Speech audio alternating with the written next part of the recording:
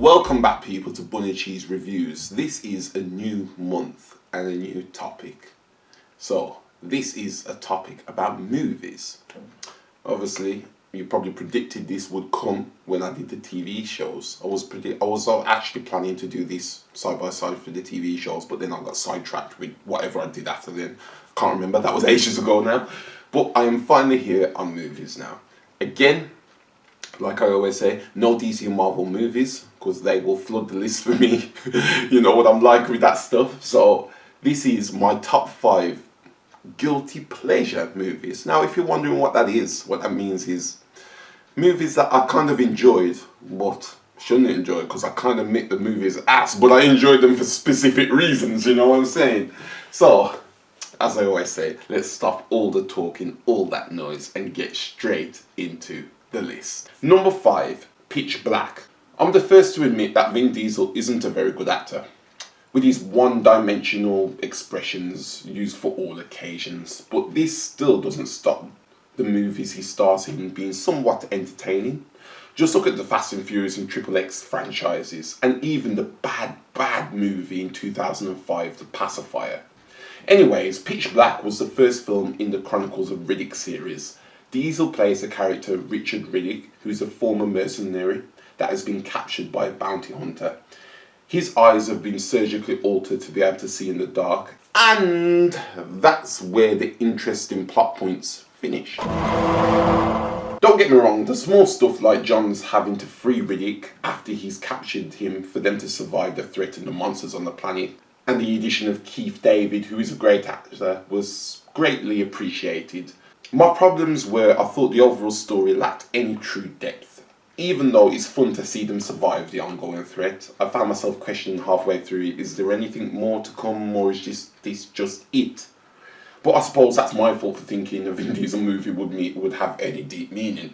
The cool fight scenes and the final badass scene to escape the planet was what makes it a guilty pleasure for me. Number 4, The Scorpion King / The Mummy.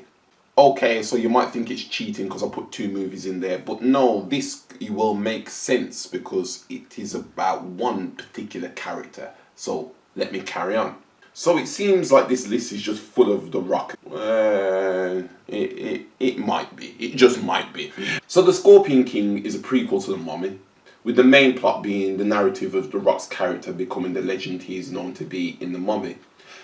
Now, the main problem with this film was Dwayne himself. He's never been known as an outstanding actor, but I always tell people he's considerably got better with time.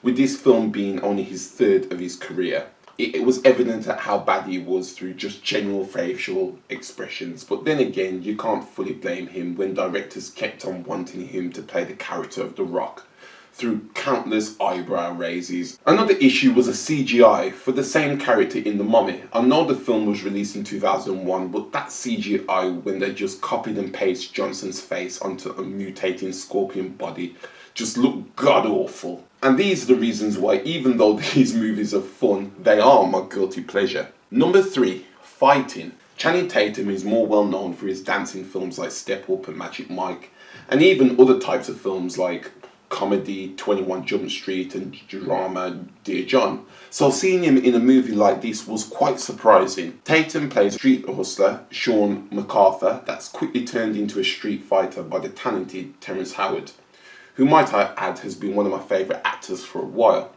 Both of these main characters performed their parts well, but with Howard being the more believable.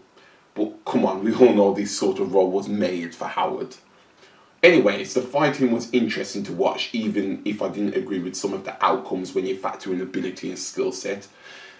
And what I thought was great was the ending, which one part I expected, but there was a deeper twist that makes you smile, gives you a sense of a true ending. So I bet you're wondering why this is a guilty pleasure, but there's only one real reason. Even though I enjoyed it, I don't think it was a theatrical quality movie. And the box office numbers prove that, with it only making just over $32 million. I feel like if I saw it in the cinemas, I wouldn't have felt satisfied for the money I spent on the ticket, popcorn, and time getting there. I see it as a great standard straight to DVD release film. Number 2, Gemini Man.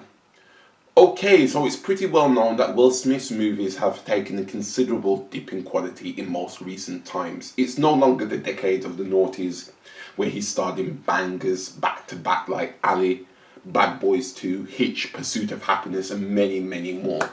Prior to Gemini Man, the last film he starred in as a main role that I thought was worth going out my way to watch was 2008's £7. So 11 years later, I saw adverts for Gemini Man all over the internet, TV, and I swear even some billboards. And I thought, man, this is going to be trash or a mediocre Smith film at best. But one day I had nothing to do, so I decided to give it a chance, and my initial thoughts weren't far off. But I still enjoyed it. So the plot is Smith is a well-trained sniper that eventually gets out of the game with retirement, and the standard-ass bad guy thinks it's a good idea to clone him without his knowledge. I'm not going to give the ending away, but let's face it, you can probably already guess exactly how it ends anyway. It feels like Smith was the only likeable or intriguing character in the whole film, and the plot lacked any real sort of twist, and the CGI with the motorbike in particular in that first fight scene with his clone was extremely poor. But I feel like the technology used to de-age Smith was worth praising, and the majority of the fight scenes were well choreographed, which all in all didn't make this film a complete waste. Number 1, Fast 5. Okay, so I'm not going to act like the Fast and Furious series isn't successful or well liked by many, many people globally. But I've been saying it since the third movie. It's lost all touch of what it used to be. A car film. It's now an action film with Lamborghinis thrown in for effect. The first few movies I loved all the car upgrades that was most important to the plot, the twin exhaust, the nitrous, spoilers, bodywork, and I'm not even a massive car fan, but I think it was handled incredibly well. Now Fast 5 I went to the movies to see, and it was pretty much nothing like what I just described for the first films, but I still enjoyed it. This was the first film to star Dwayne Johnson as Luke Hobbs, a US Marshal, the most notable antagonist of the film. What makes it so much different to the first films was just the plain ridiculousness of it all. There's a fight scene between Vin Diesel and The Rock that Vin wins that made me roll my eyes along with everybody else was watching it with. And then the infamous driving around with vaults on the back of your cars and then switching them over with nobody noticing. It's just like, oh. Have you ever seen something so cringe but yet you just can't look away? You're like, yeah, that was me in the cinema seats. But hey, what do I know? This made $625 million at the box office, and each film after superseded it with 788, 1.5 billion, and 1.2 billion respectively across its sequels. I just wish it never abandoned its roots. So that is it. That is my top 5 guilty pleasure movies. As I always say, if you've got your top 5, you put them down below. I'd like to know what your top 5 are. And that was quite a hard list for me to come up with because, you know, I don't usually... If I got my way to watch a film, it's usually because I've heard that it's good, you know what I mean? I don't usually watch a film and I'm like, ugh. But I've come up with a list anyway. That is my list, and I will see you next week for something a little different, okay? So, see you then. Till next time.